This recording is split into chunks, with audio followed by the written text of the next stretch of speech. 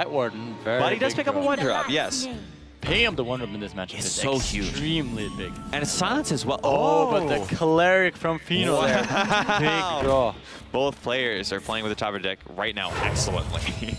Yeah, very excellently, especially from Fino. They're picking up the cleric. That is something so you huge. really like to see. And bloodyface. How do you fight forward as effectively as possible? Expending a silence this early is you could even divine extremely risky. Yeah. Going into a potential inner fire player from your opponent, you know that they can just lock out the game. But as we were saying, this is a very volatile match. When you have to take risks in the early game if you don't have all the cards you need. And bloodyface just thinks that he has to do it at this point, and he gets a very rewarded for it. Fino has been drawing card after card what he needs. I think a Wild Pyromancer here was one of, if not the best draws he could have. Injured Holvier obviously would have also been pretty fantastic with a Circle of Healing, but Wild Pyromancer is just something that you can play to contest. It contests an Acolyte of Pain excellently. It contests an Injured Blade Master very well. That's pretty much the best draw Fino could have hoped for.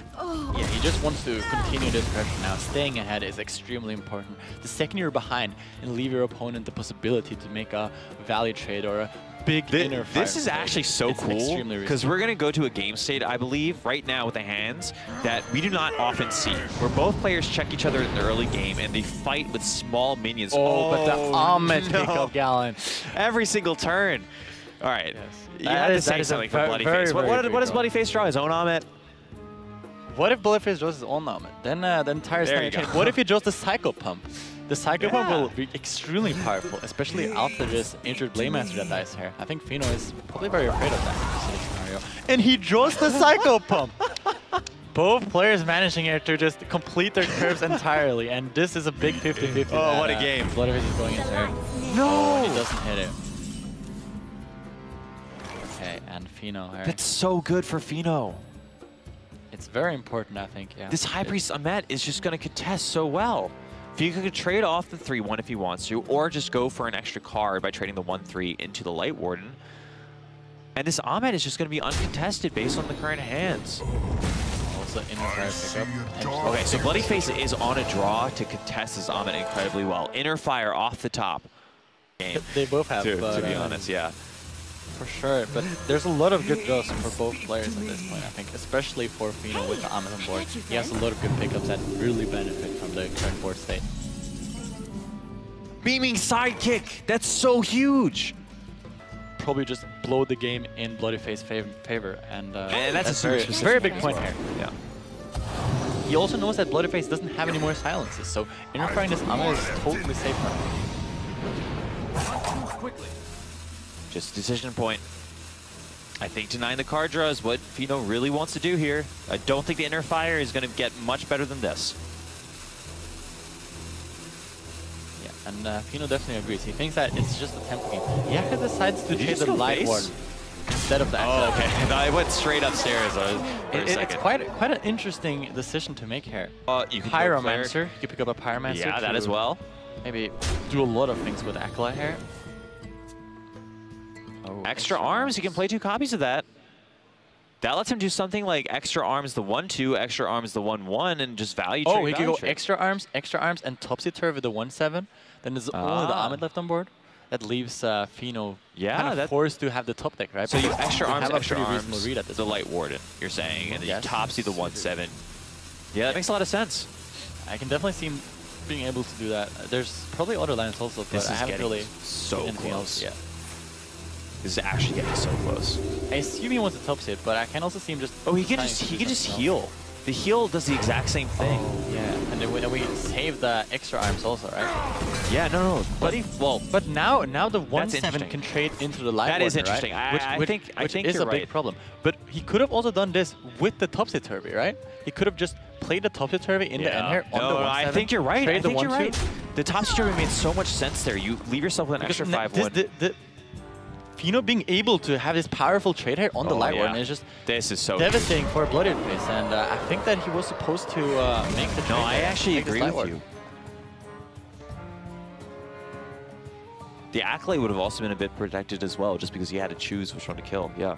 Yeah, he had to trade either of them, and I really like the heal. The heal over the extra arms made a ton of sense. It's just the exact same thing, but you keep a card in your hand.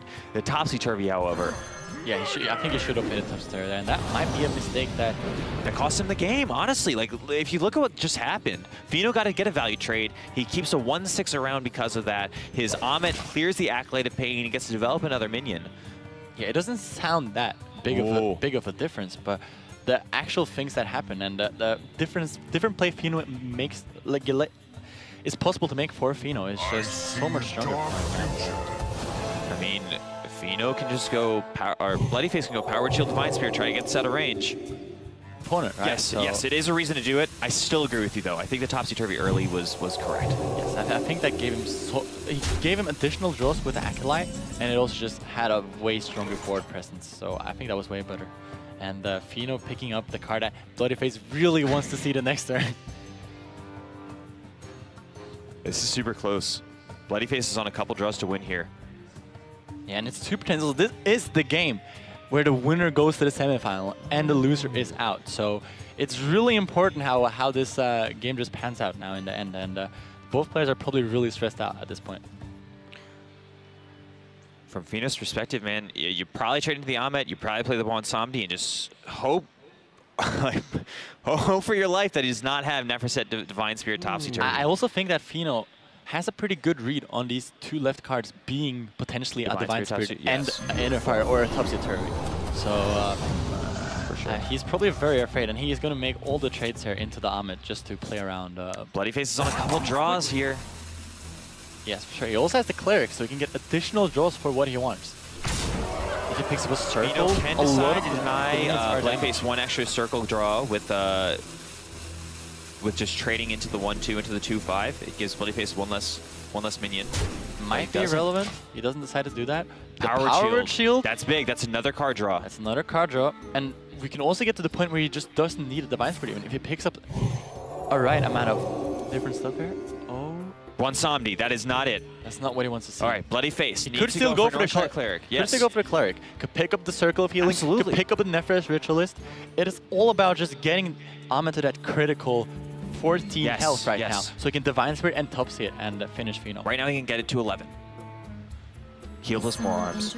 But with a Circle, it will go to 13. And together with the 1 damage, that would also be lethal. He needs.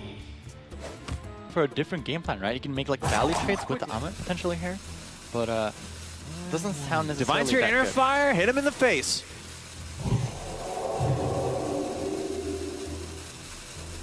Yeah, it seems very unlikely that he can go the board route here, so he probably has to go face. And Bloodyface decides to do that. Fino now though, with a very hard turn. He has the Cleric, he has the Circle of Healing. He has to go fast here and just, I think there's definitely a lethal that is very likely to hit now. We've seen this before with Fino versus Casey, where he had an impossibly hard Priest versus Priest hand, just like this. There's also the Cleric for our opponent, right? So yeah, like, do we have to trade into that Cleric first, Galen, or do we heal first, giving ourselves the max opportunities to get the lead? What if we just take it slow? We play a Light Warden, heal our own phase, just kill off the 18-18. You've seen both Divine Spirits. You know there's more arms in hand, but Bloodyface is on a draw then to get another Inner Fire. But you also just have a dominating board lead for that spot. Oh, but he's training into the Cleric now. And if he's going for the Circle play, this is starting to get really scary because there's a lot of draws here. And the draws are happening, the animations are happening from both sides, right? So it's extremely hard here. Fino on the ropes, Galen.